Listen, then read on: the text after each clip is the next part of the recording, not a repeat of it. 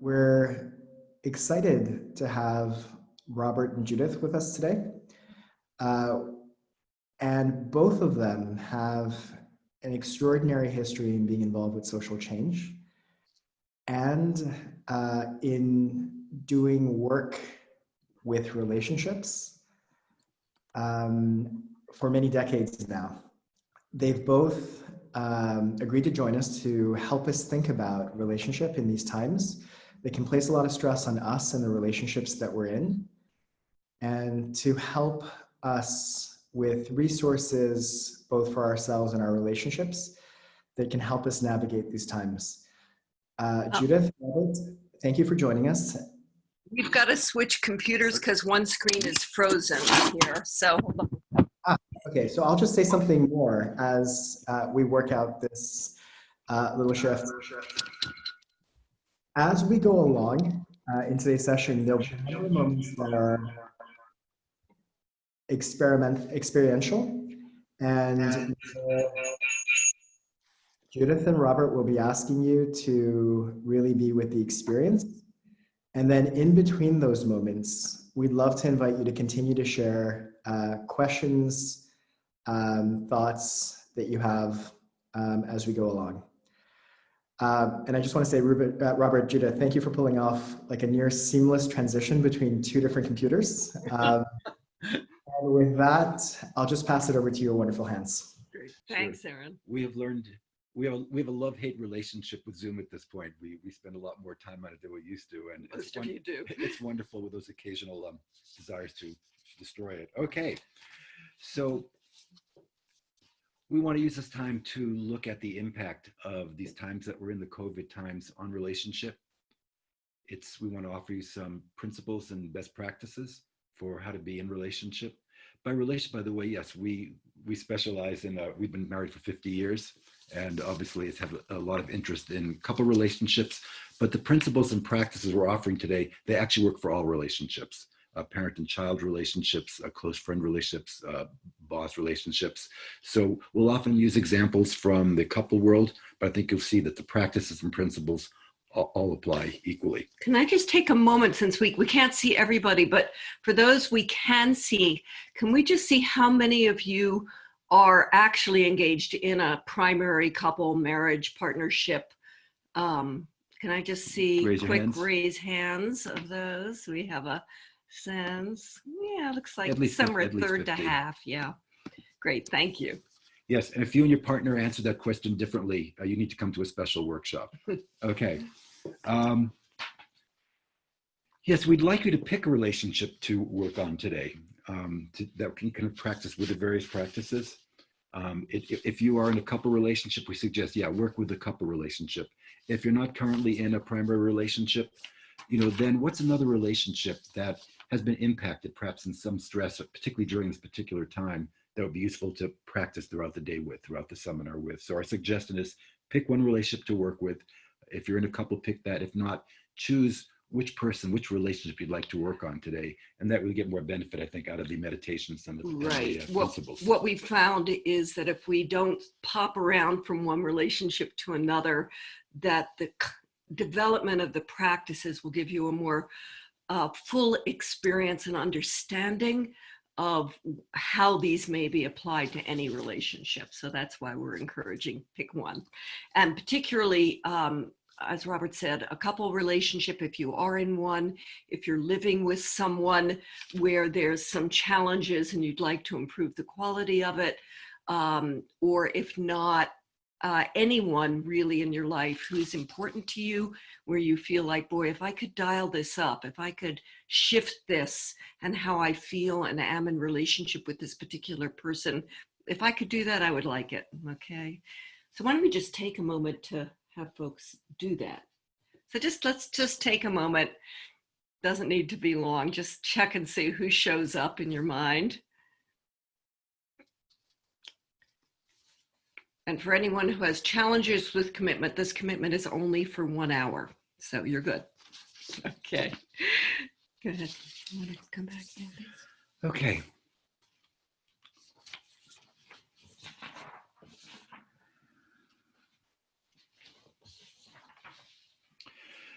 So we don't need to describe how much stress there's been in our environments. There have been really multiple stressors. I mean, obviously, there's the disease itself and trying to keep ourselves safe, but also the impact for many of us on loss of income, political and social unrest, social isolation at different times, significant changes in lifestyle. Some of you have children now living at home. Some of you find yourself with your partner or your roommate, suddenly you're living in a co-working space. The boundaries between our work life and the non-work life start to get very diffuse. There's not a lot of boundary anymore. All these things put stress on relationships. So the stress on the outside always tends to create stress on our relational systems. Most relationships have some degree of challenge, some degree of difficulty. I would say in 50 years of marriage, we've experienced better weeks and harder weeks, a few better years and worse years. I would say so. Yeah.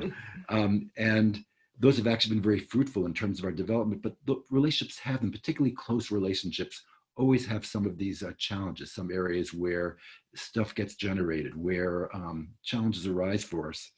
And what we find is that when there's external stress, stress always puts stress on a system.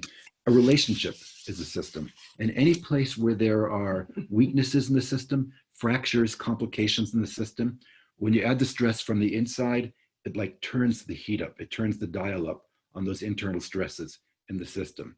And so that's why we thought this would be a particularly useful time to take a break from your lives and turn to your relationships and see where those stresses come into being and how do we work creatively with them? How do we bring consciousness, to have more consciousness about our relationships and how to be good with them?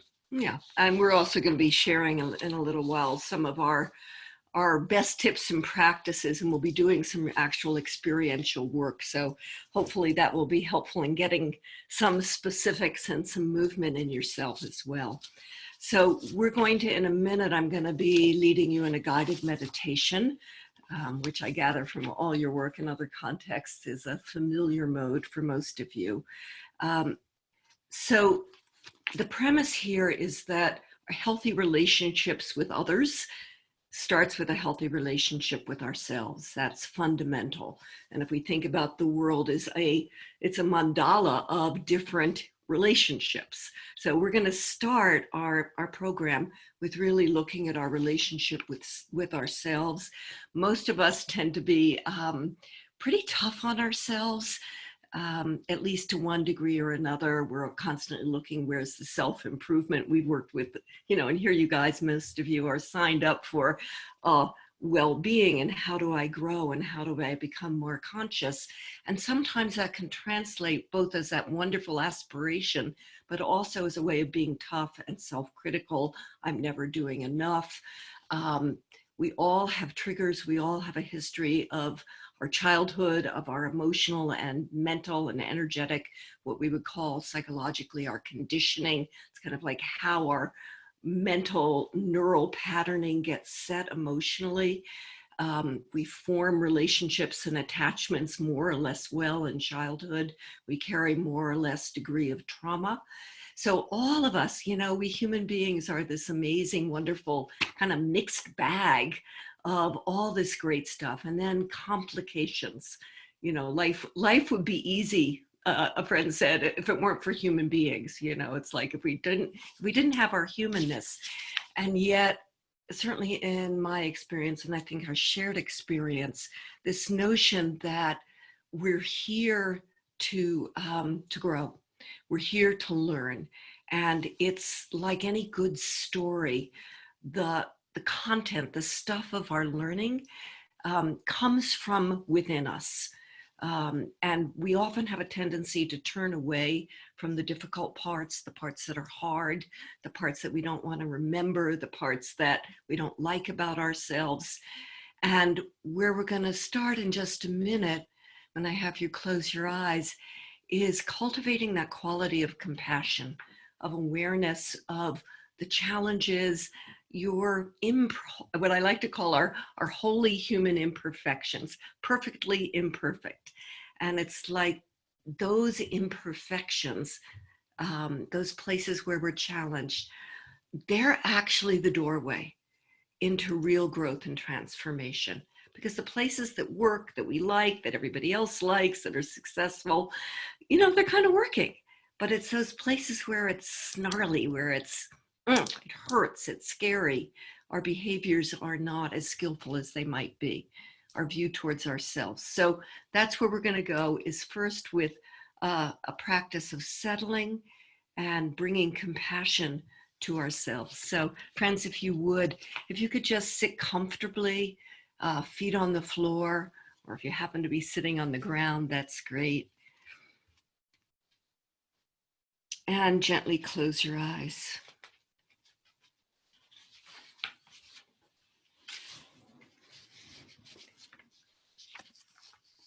A favorite poem from the Persian poet Rumi. This human being is a guest house. Every morning a new arrival. A joy, a depression, a meanness, some momentary awareness comes as an unexpected visitor. Welcome and entertain them all, even if they are a crowd of sorrows who violently sweep your house empty of its furniture. Still, treat each guest honorably. She may be clearing you out for some new delight. The dark thought, the shame, the malice, meet them at the door, laughing, and invite them in. Be grateful for whoever comes, because each has been sent as a guide from beyond.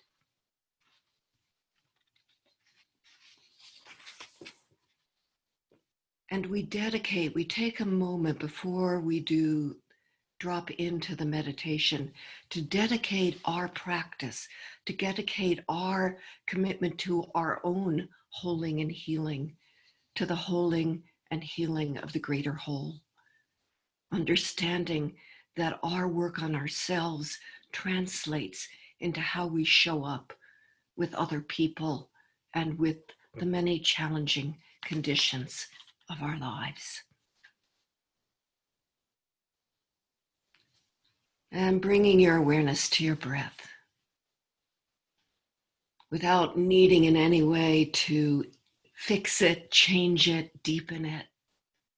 Just awareness, tracking the beautiful life-giving flow of breath. Our body, in its wisdom, nurtures and feeds us every moment. Breath coming in, turning and flowing out. Keep it to 4 more minutes. And breathe the energy in as a nourishing, warm light, a golden light or delicious golden honey. And as you breathe that in, imagine and sense and invite the energy that tends to get stuck up in our heads to just flow down like that thick, beautiful honey might if you were pouring it right down through the throat, through the heart, into your belly, filling you with warmth and golden light.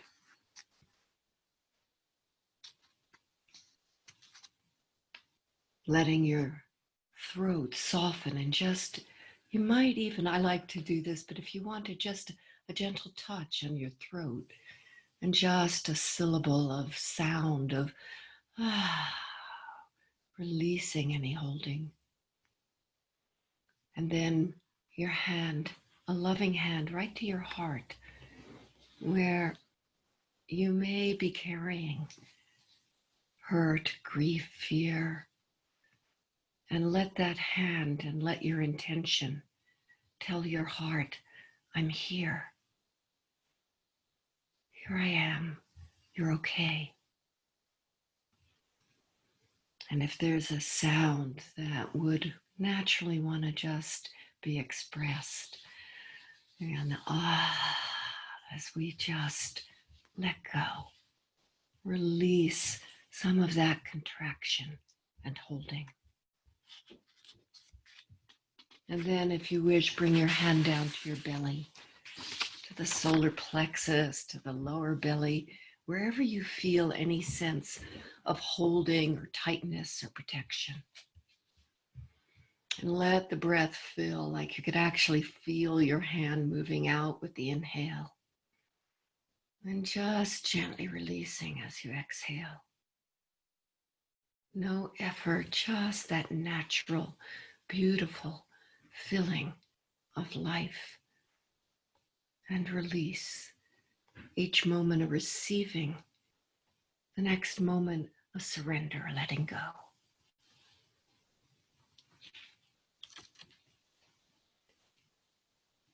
And imagine yourself connected, as you are, my friends, right down into the earth herself. Feel roots right from the core of your being, through the soles of your feet, through your pelvis. Imagine beautiful, deep roots heading into Mother Earth. Feel her there, this powerful, beautiful being that is the source of our life. And in your mind's eye and through your body, feel that support coming up to meet you, to hold you in connection, in safety. Really rest, letting that head energy continue to filter down through the body, through the roots into the earth. That fundamental sense of being securely held.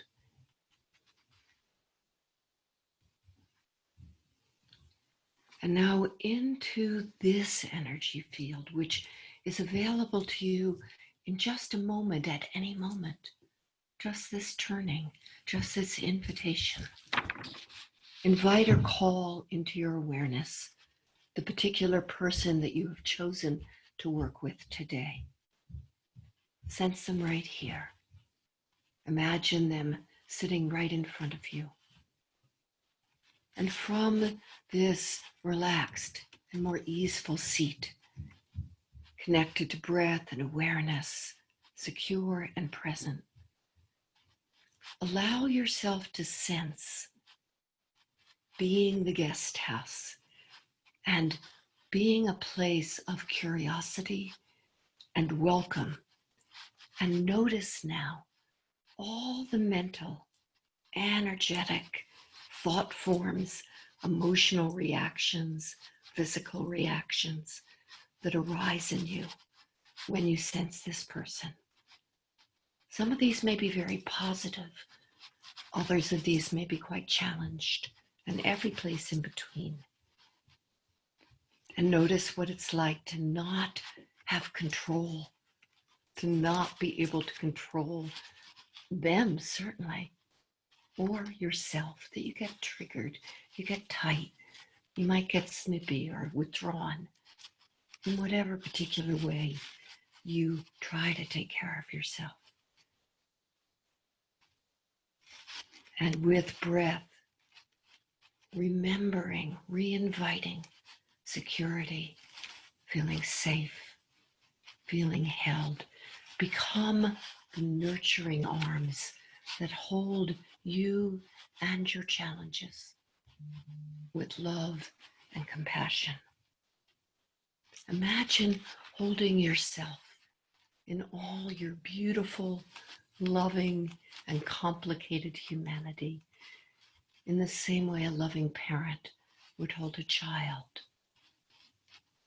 Imagine beaming love, acceptance, unconditional, positive regard about your own beauty and capacity. Being your own guest house to welcome all aspects of your humanness. And intend love and compassion. Know that you can be both giver and receiver of this. And that as you source yourself in this beautiful flow of loving compassion, of grounded connectedness, of worthiness and well-being, that this is and can be the source of how you regard others and how you show up with all the circumstances of your own life and in our world.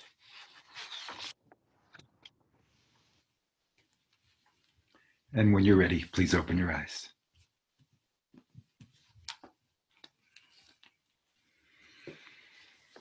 Thank you, Judith. So we're going to offer over the course of our time now, as we turn towards relationship, 4 practices.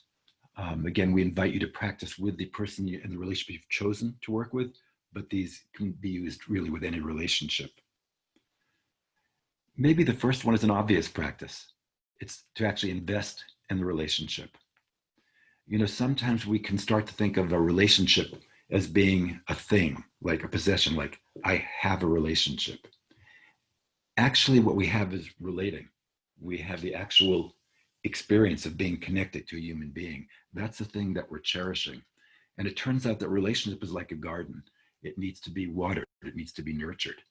And if we're not giving into the relationship, we won't be able to draw the beautiful gifts that are available to us in relating.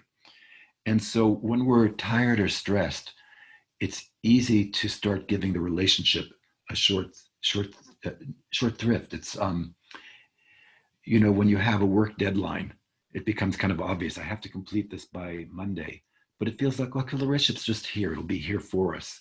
But actually, it requires our attending to it, our nurturing it. It requires that we notice where the kinks and where the things are developing, where something's off, where there's a contraction, where the energy is not flowing.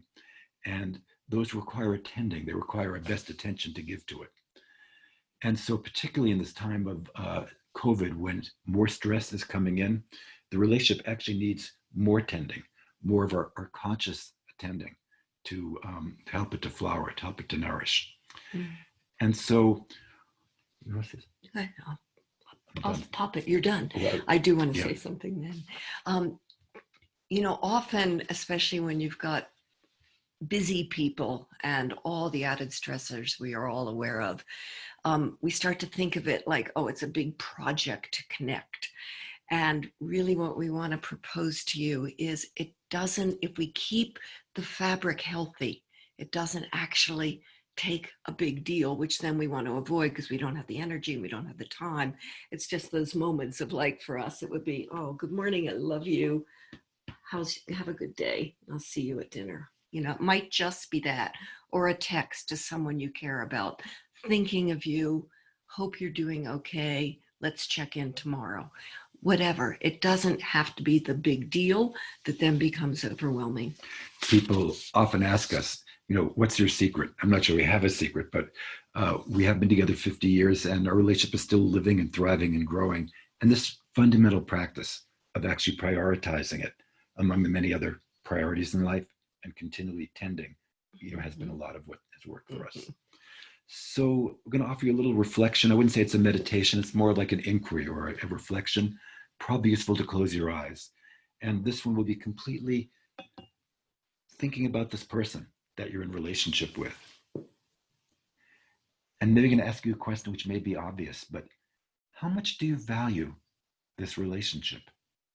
How important is this relationship and this human being to you? You know, we used to work with people who were dying in the early days of hospice, and sitting with people who were dying, I don't recall ever hearing people saying, gee, I wished I worked more. People often reflect back on the people that they love in their lives and, I wish I had tended more, given more to this relationship. And so as you look back over these last months, how are you tending? How are you prioritizing tending to this relationship? Yes, it's a question of time, but as Judith mentioned, it's also a quality of attention. They can be short moments, but these relationships need tending. They need to be tuned like a musical instrument, to be nurtured, to be refined, particularly in these challenging times. And so not at all like any sense of judging, just simply noticing, witnessing, being curious. How have I been prioritizing this relationship during these months? Have I been tending to the things that feel off as well as investing the things that feel good? If we own a bike or a car and we start noticing strange noises and maybe the brakes don't work as well as it did, yeah, if we don't pay attention to those, they typically get worse. And the same things that might be a little off, those squeaks in our relationship, sometimes we like, I don't want to look at that right now. What I've noticed over 50 years is when I don't look at them, they rarely get better by themselves. So have there been some of those kind of tweaks or noises or little places that feel off in the relational field? Have I been tending to them? And what's the quality of energy I've been bringing to this partnership, to these relationships? And if I were to make a change, because we get to be born and reborn again, starting today, if I wanted to make some shift in the quality and quantity and nature of how I am tending to this relational field between me and this other, what might that look like to bring more, better, more frequent, and a different quality of attention? Both the attention to nurture the things that feel good and to attend to the things that feel like they need tending. What would it be like to choose, starting this moment, to bring more of this practice? Mm-hmm. Yeah, you might even think, rather than the more, which can be a little overwhelming, maybe one specific thing that in this moment you feel like, gosh, I've got it in me, I could. And just let yourself see if something bubbles up for you on that. Okay, friends, and bring the attention back. Great. So practice 2. This is important. It's really important. And we often frame this as just 100% personal responsibility, radical personal responsibility, advanced personal responsibility, because as we do our own work and work with people, what we notice is there are layers of how refined we can be in taking responsibility for our contribution. We said relationship is a system. So a system has different energies feeding it. You may have noticed, especially in the relationships where there's real challenge, that we spend a lot of time, and we're quite brilliant at what the other person is doing wrong and how if they were just different, things would be cool. It would be great then. Any of you, those of you whose hands I can see, sound familiar? Can I see hands? Right. It's like, if he would just be this way or not do this or not do that, then we wouldn't have a problem. The trickier part really is turning our attention to ourselves. And we may be anywhere from completely blind to our contribution to we have a pretty good psychological, oh, well, that's because in my childhood I didn't feel valued and so I'm sensitive, but the other person, right? So what we're going to do right now is really look at how we can work on actually the only part of that relational system that we have any control or power. You may notice that you've put a lot of energy and attention in trying to advise, often very wisely, your friend, your life partner, a sibling, a parent, a child. It rarely actually changes the other person and often sends them into a resistance to us. But when we work on our own energy, our own sense of responsibility, we start to shift the energetic field. And that creates an opening for change to actually happen.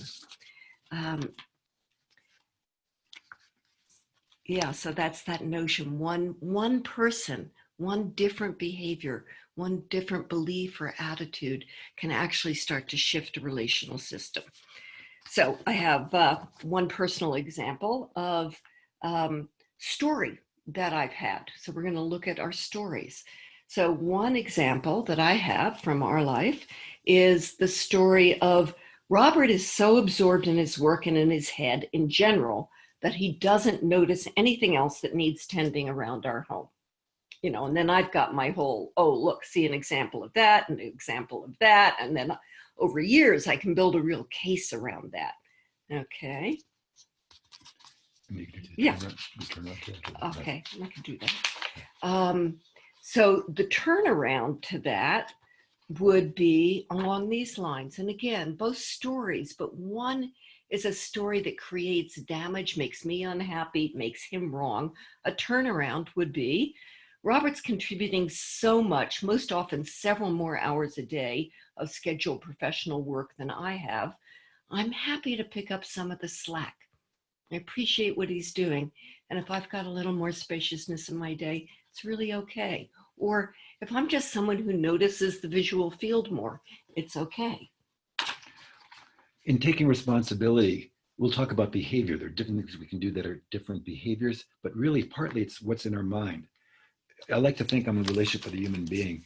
To a large degree, we're in relationship with our own mental constructions.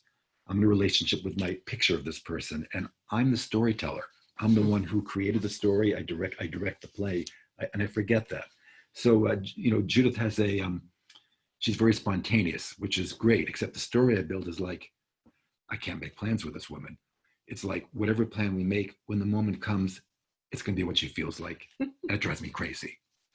And I can kind of get very involved and create a whole drama and set of feelings in a relationship.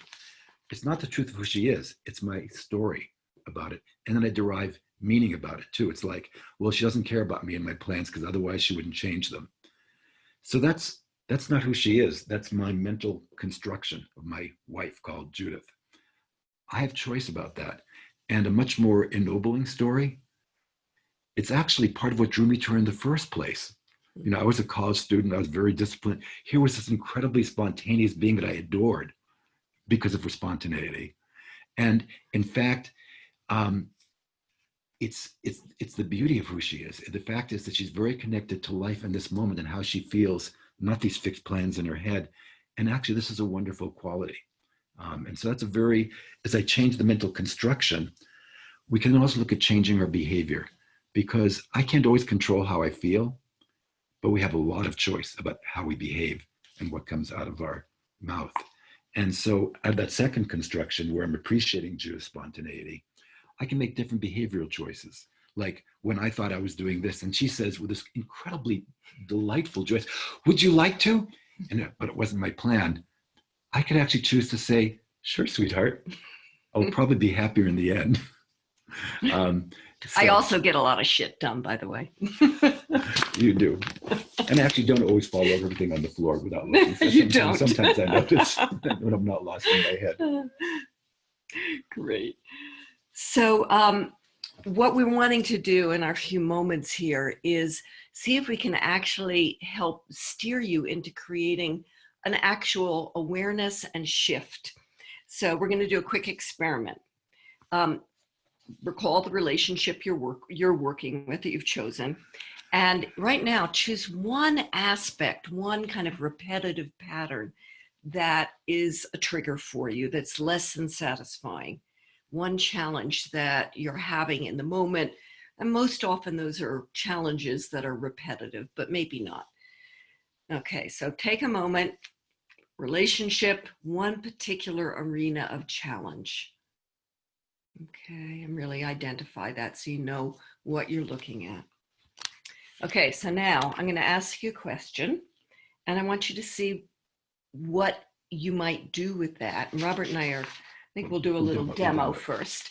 But we're going to see, okay, if I were taking 100% responsibility, if I wasn't waiting for the other person or judging the other person or feeling upset or frustrated with the other person or thinking how much happier they'd be if they did what I said, what might I do? Because that's where, as you all know, that's where our power to impact actually resides. So we're going to demonstrate this a little bit. So Robert, what's the relational situation that you would like to try to shift? Let's imagine that I have a partner that they're sort of absorbed in their work a lot of the time. And I'm wanting more connection. I'm wanting more time together. I'm wanting more intimacy. And my partner seems like they're working more than I would like. Or they're working or they're scanning the news all the time or whatever. And I could be very frustrated about that. What we're looking at now was, okay, if I were taking 100% responsibility for shifting the system, what might I do? And we're going to show you how we would do that in an interactive way. You can do that with yourself in a minute when we turn attention to you interactively, or you could use writing. You could write down on a paper or on your computer. So, Robert. One of the tricks is I have to say the first thing that comes to mind. This is a brainstorm. We're not saying you're going to do any of these things. Again, it's just for you to kind of open your frame of thinking out of the frame of kind of like, I don't have choice, to like, I have agency, and what can I do with this agency? She's going to ask me this question 6, 7, 8 times. Some of these ideas may be crazy, but that's the point. The point is to kind of get us out of what seemed possible 1 minute ago into a different world where creation becomes possible. So I'm not going to censor myself. Actually, Judith has this wonderful thing. She'll say sometimes before she talks, I reserve the right to disagree with myself, which means that she's just trying to kind of get her thoughts out and her creativity out. So I'm going to literally say whatever comes to my mind when she asks me the question again and again. Okay. So Robert, if you were taking 100% responsibility for this situation of wanting more connection, what might you do? I would try to see if I can negotiate kind of an end to work time. Is it 8 o'clock, 9 o'clock, but to actually agree that there's a time where we'll turn the computers off and something else will happen. Okay. And Robert, if you were taking 100% responsibility for trying to shift this situation, what might you do? Well, I would try to entice her with things I know she likes. Like I know she likes like incredibly these foreign films that she really likes. And so I'd have a couple prepared, and rather than kind of like pulling on her to stop working, I would invite her to something I know she really enjoys. Okay, Robert, if you were taking 100% responsibility, what else might you do? Well, when she's at the computer and I really want to be with her, I would just kind of come over and sit on her lap and get between her and the computer and start kissing her in a very sexy way and try to distract her from work. That would probably work. Okay, you get the idea. Okay. Good. Yeah. So we're going to actually do this with you now. If you have something to write with, that's great. If not, just make a mental note. If you're sitting in the room with your partner, don't say things out loud. Because the whole point is you're not committing to do things. You're trying to arrange a whole array of possible things you might do as part of a brainstorm. Right. And often we short circuit ourselves. It's like, I don't know if I can do that. Maybe I don't have the time. Maybe I don't really want to. So as we've said, This is just taking the lid off in the as if creative mode. So we'll ask you the question again and again, probably like 7, 8, 9 times. Don't censor yourself. See all the things that one might do. Right. And we're going to try to create a decent middle ground rhythm. But, if you're still writing while we're asking again, just trust yourself and your own rhythm in this, please. You can't track everybody there. So call the person to mind, call the relational challenge that you want to address, and ask yourself, if I were taking 100% responsibility for this situation, this dynamic, this relationship, what might I do?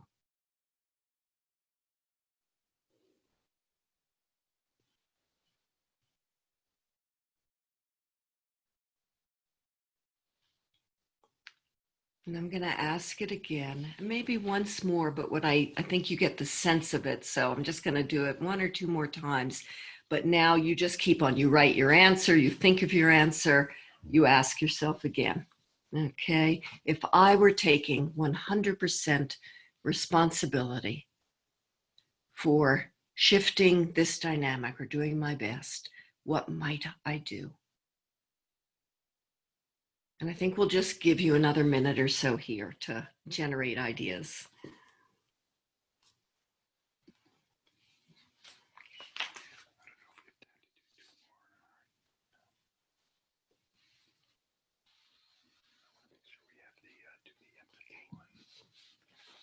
Okay.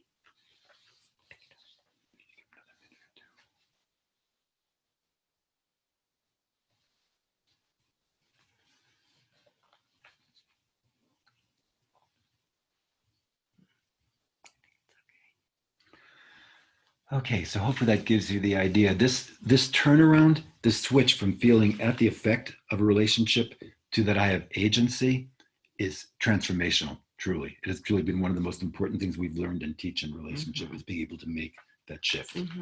And one of our mentors years back would do this thing when you're pointing at the other person, just turn it back to yourself. Like, that's where your power is. That's where your agency and sovereignty is. And you might, when we're off this call, just pick one of these things and something like, oh, I'm going to really experiment with that. So consider doing that when we're done. Okay. Our third practice, very, very simple. It's authenticity. It's being willing to bring the fullness of your own guest house, the fullness of your heart to a relationship. Very often when we're new in relationships, it's a time where we love to tell everyone our secrets and what we're feeling and about our lives. What happens over time often is that we start holding back parts of ourselves.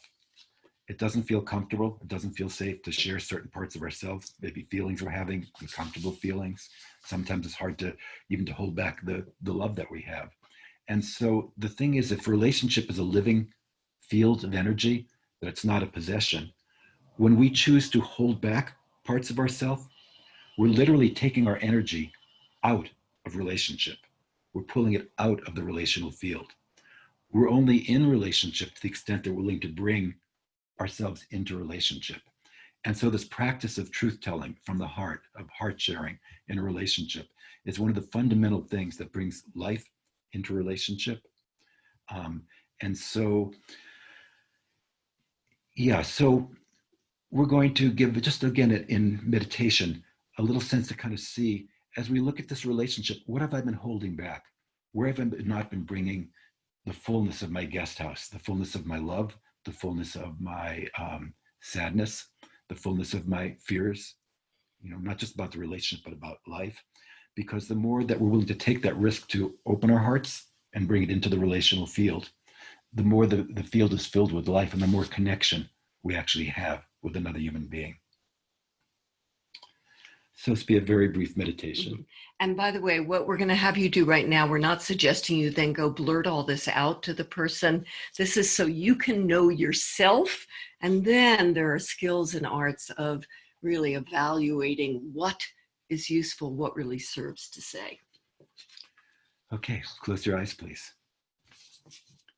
And see this person's face in front of you, the person that you're working with in the seminar today.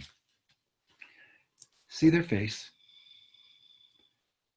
And then if you would take, and again, in real life, you would not do this, but for this meditation, you're going to completely take the censor off, that normal censor we keep between what we think and feel and what comes out of our mouth. And for just these few minutes of this meditation, we're going to completely open our hearts to this person. And it's the fullness of the heart, the fullness of the Rumi's guest house. It's the love you have for this person, the fears you have for this person, the fears you have of this person, the frustrations you have with this person, all of it without censoring. And so in your mind's eye now, imagine doing that. Imagine, and so like literally say the words now. Say them in your heart and your heart mind. Everything that's in there, uncensored. And not just about this person, but about you and this moment in your life and what you feel. But literally hear the words and feel them as if you're kind of saying them, sub-vocalizing them, as if you're allowing your heart, uncensored, to pour open.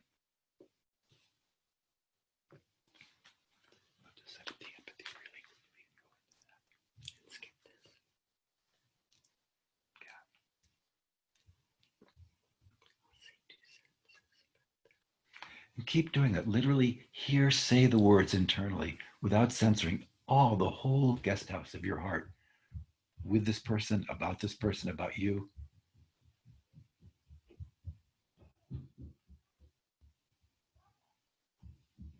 Noticing those places where you tend to hold back and shy away, and open in there also. As if you're going to be more open than you have ever been in this space, in this sacred space of your heart, to open your heart to them and offer them all that's there. The feelings you like and the feelings you don't like, that wish you didn't have. It's all part of the guest house of this relation and this relational field.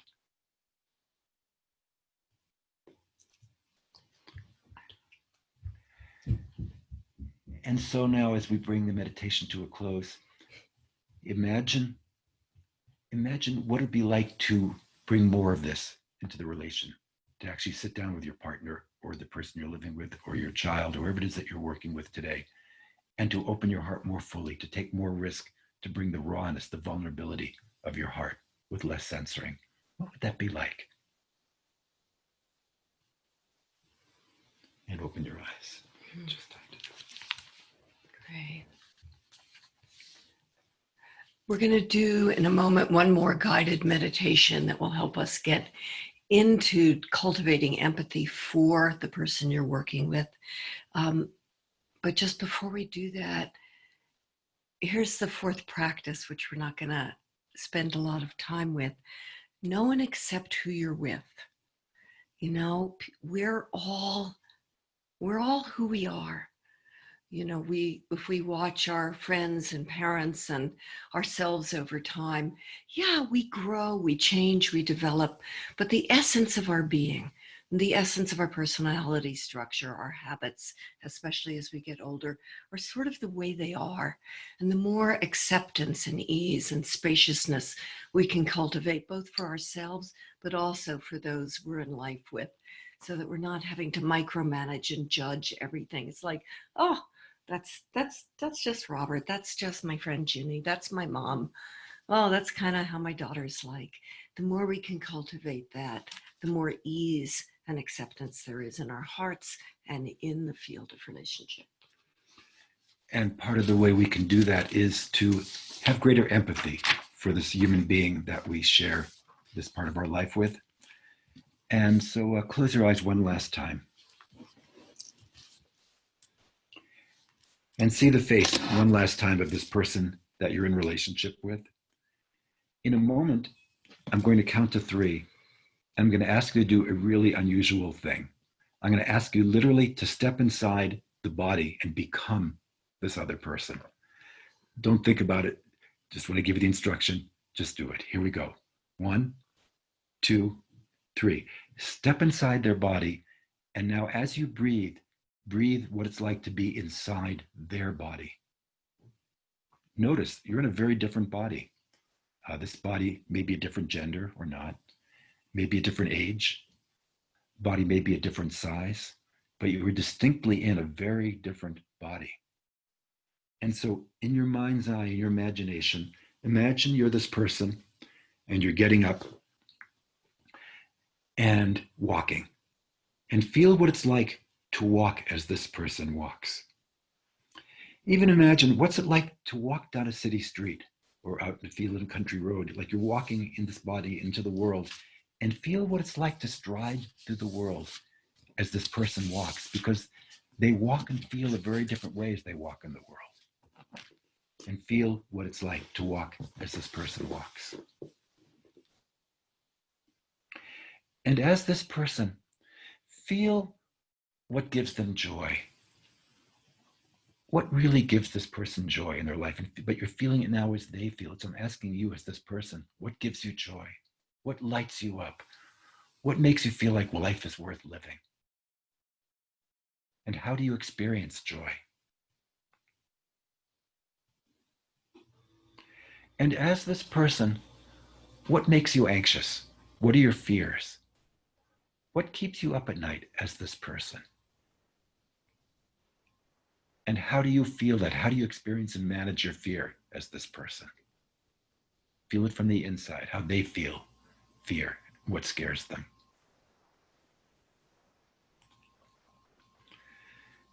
And as this person, what do you long for? What do you wish for as much as anything? What are your dreams, your hopes as this person? And feel it as they feel it. What you long for, what you dream of, what you hope for, as much as anything.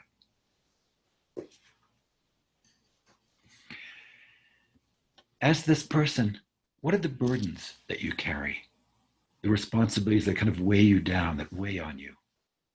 What are the burdens that you carry, and how do you hold and feel those as this person?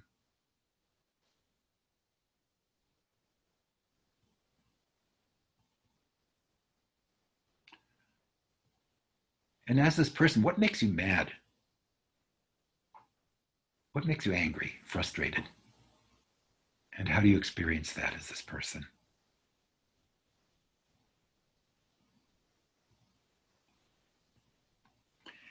And as this person, every human heart carries loss and grief. Every human heart carries this. And so as this other, what are the losses that you carry, the grief that you carry in your heart, the pain, the losses that you carry? And how do you hold that and experience that?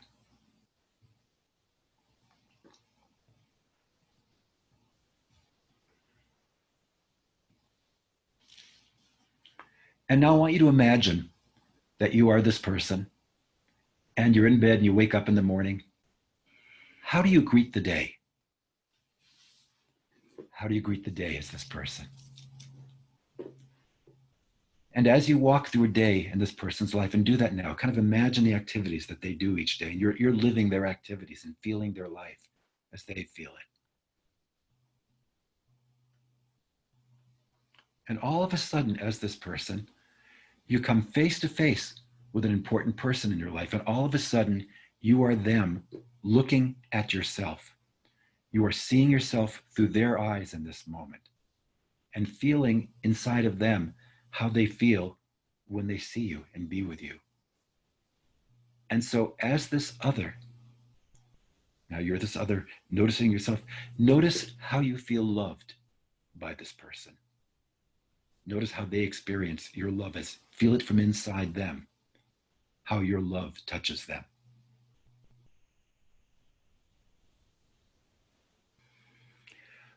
And then as this other, notice how you challenge them. Notice what's hard for them about you and the relationship. Feel it through their eyes and feel it through their heart. The challenges you bring to them. In what ways who you are or how you behave or don't behave is hard or challenging for them.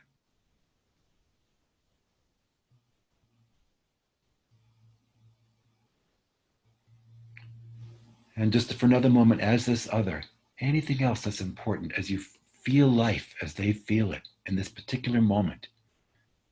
In this particular moment also of this COVID time, as this other, how you meet your life, what you aspire for and what challenges you in this time of COVID, as this other, how you feel it as them. In a moment, I'm going to count from 3 to 1. When I reach 1, you're going to come back into your own body. 3, 2, 1. Come back into your own body. And lastly, in your mind's eye again, now as yourself, look at this person that you've been working with over the course of the webinar and see them and notice what feels different, if anything, having taken a ride, a journey through their own life, through their own heart. What feels different as you look at them now in this moment? And you can open your eyes.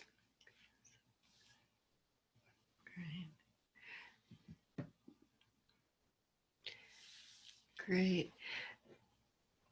And so friends, while Robert was leading that, I'm looking at the chat. Certainly if anyone wants to just share on the chat anything that kind of came to you, like an awareness or something that came up for you during that last meditation, that'd be great. I've noticed one question on there that I will speak just a minute, which is, would you speak about how changing behavior retrains the brain patterning that causes the underlying triggers? So fascinating field of what we call neuroplasticity. Of, our brain gets formed and our thought patterns and our emotional conditioning gets formed over a lifetime. And it's sort of like the more we practice those pathways, that thought, that emotional, that energetic pathway, it's like the grooves get deeper and deeper and deeper. So one of the ways we can work effectively with shifting our mental, emotional, neurological patterning is it's almost like, well, I live in Colorado, so we go cross-country skiing. And the metaphor that I use, but you can think of your own if this doesn't work for you, is like, I want to pick my skis up out of the well-worn tracks and I want to shift them. And so shifting a mental view of things or intercepting in some way a patterned response, I stick my skis in a new pathway and it's kind of sticky and it feels unfamiliar and it's uncomfortable and I might fall over. But if I keep on picking my skis up and practicing a new behavior or practicing a new concept or way of viewing the other person or way of viewing myself, after a while, I'm going to actually be making new grooves. And it's easier and easier to catch myself. Oh, I'm in that old groove. I know that groove. Oh, that goes down into a ravine where I feel horrible. The other person feels horrible. And I get really stuck. So I'm not going to go there. I'm going to go here. And the more we practice that behavior, that mental, that emotional shifting, the more we are, in fact, retraining those trauma patterns so that we can feel more whole, more resourced. I think to close, I think in this spirit of forming some new grooves, if you're with a partner, we're going to ask you to turn towards them. If you're not with a partner and you have some access to a way to write, we'd like to have you close one of our other practices, the practice of appreciation. We thrive with appreciation.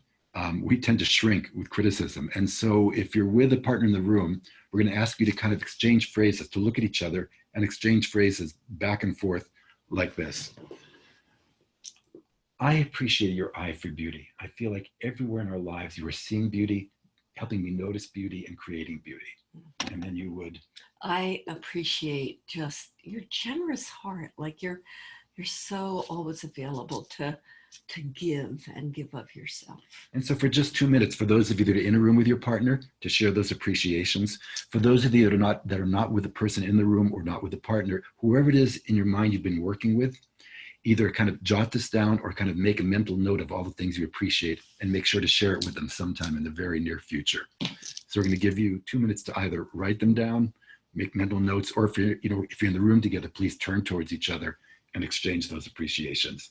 And then we'll make that 1 minute, if that's okay. 1 minute. 1 minute. So continue doing this after, because we want to get back to Aaron. Yes. So this could be a nice homework assignment if you don't have time to really fully do it now. Okay, 1 minute. He doesn't have a minute. He has to go. So it's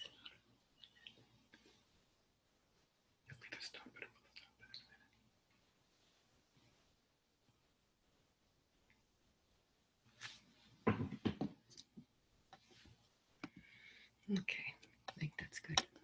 The appreciations help to create the new grooves. That's true. That's true. So I think we'll stop there. Take any of these friends and expand on them, infusing practices and your relationship with life. You have the power to shift things dramatically. So fun to be with you. Thanks for having us, Aaron. Thank you, Robert. Thank you, Judith. It's been wonderful having the two of you join us. We're going to come back to that in just a quick second as well. Just a quick sharing for everyone. Next week will be the last in this particular format of the series of webinars we've been doing. And we're really, really excited to have Parker Palmer and Sharon Salzberg joining us for that. And they'll be reflecting on a number of the things that have come along through the series to this point. Robert, Judith, you guys have been absolutely amazing. And I think one of the things that we can do, and just seeing the appreciation that's there in the group, maybe what we could just invite as we come to a close today is just inviting people to turn on your mic and your camera as we dial out and just saying thank you and goodbye to Robert and Judith as a way just to express our appreciation. Thank you, everyone. Thank you. Thank you. Thank you. Thank you so much. Thank you. you. Thank you so much. That was wonderful. Thank you. Beautiful. Thank you. Really powerful. Thank you so much, Robert, Thank you. Judith, Aaron, everyone. Thank you. Very good. Thank you, Robert. Thank you. A lot of very nice You all are tips. beautiful. Every one of you, beautiful. Every one of Very you. transforming. Thank you, Robert and Judith. Thank you. Blessings, everybody. Be well.